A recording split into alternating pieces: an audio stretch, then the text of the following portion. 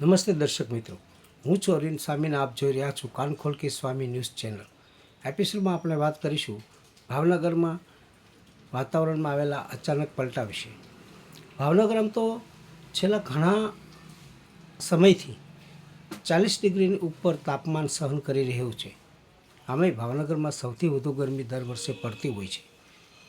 અહીં ઉનાળામાં પારો 44 ડિગ્રીની ઉપર પણ જતો રહે છે. પરંતુ આ વખતે મે મહિનામાં જે ગરમી પડી છે એ બધી એપ્રિલ મહિનામાં શરૂઆત થઈ ગઈ છે.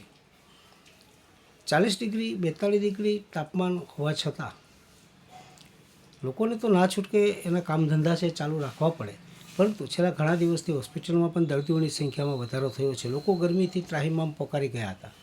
એ દરમિયાન આજે બપોર પછી એટલે સાંજના સુમારે લગભગ 5 વાગ્યા પછી ભાવનગરના વાતાવરણમાં એક પલટો આવ્યો અને કમોસમી વરસાદ શરૂ થયો. અત્યારે જ્યારે આપણે વિડીયો અપલોડ કરીએ છીએ ત્યારે વરસાદ તો ચાલુ છે જ, પરંતુ વીજળીના કડાકા ભડાકા સાથેનો આ વરસાદથી રસ્તા ઉપર પાણી પણ ભરાયા છે. એટલું જ નહીં, વાતાવરણમાં ઠંડક પ્રસરી ગઈ છે. જોકે અંદરની જે બાષ્પ છે, અંદરની જે બાફ છે એ કદાચ રાતના સમયે વધુ બહાર આવે તો ગરમીનું પ્રમાણ થોડું ઘણું વધે તો કાંઈ કહેવાય નહીં, પરંતુ અત્યારે ફિઝિકલી રીતે જોવો તો વાતાવરણમાં ઠંડક થઈ ગઈ છે. કેટલાક લોકો ખાસ પલળવા માટે થઈને રસ્તા પર નીકળ્યા હતા. વીજળીના કડાકા ભડાકા પણ શરૂ થયા છે. જેને આપણે માવઠું કહીએ છીએ, કમોસમી વરસાદ. એ કમોસમી વરસાદ છે એ ભાવનગર અને ભાવનગરની આજુબાજુના પંથકમાં આજે પડ્યો એવા અહેવાલો છે.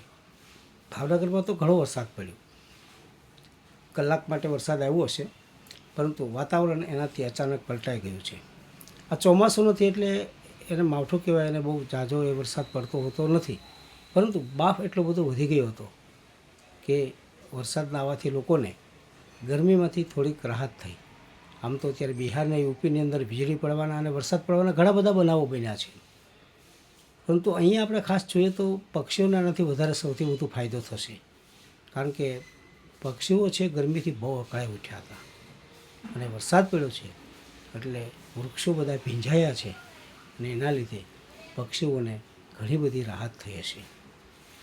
આમ તો આ એક ગ્લોબલ વોર્મિંગનો પણ એક પ્રકાર છે, પરંતુ હવે ગરમી હજુ આપણે 2 થી 2.5 મહિના સુધી સહન કરવી પડશે.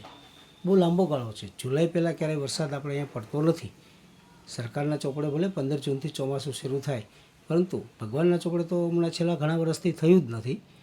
ફ્લડ કંટ્રોલ પણ સરકાર શરૂ કરી દે છે, પરંતુ સામાન્ય રીતે જુલાઈથી વરસાદની શરૂઆત આપણે અહીંયા થતી હોય છે. પેટર્ન આખી ધીમે ધીમે વરસાદની બદલાતી જાય છે અને હજી ઓછામાં ઓછા 2.5 મહિના સુધી આ ગરમીમાં બધાએ શેકાવવું પડશે.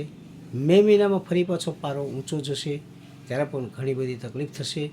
પરંતુ આજે તો બાવઠું થયું, વરસાદ આવ્યો, વીજળીના કડાકા ભડાકા થયા એટલે થોડીક વાર માટે લોકોના મન પણ પ્રફુલ્લિત થયા. મારો એપિસોડ આપણે ગમ્યો હોય તો આપ લાઈક કરજો, શેર કરજો, સબસ્ક્રાઈબ કરજો અને બેલ આઇકોનનું બટન દબાવજો. અસ્તુ.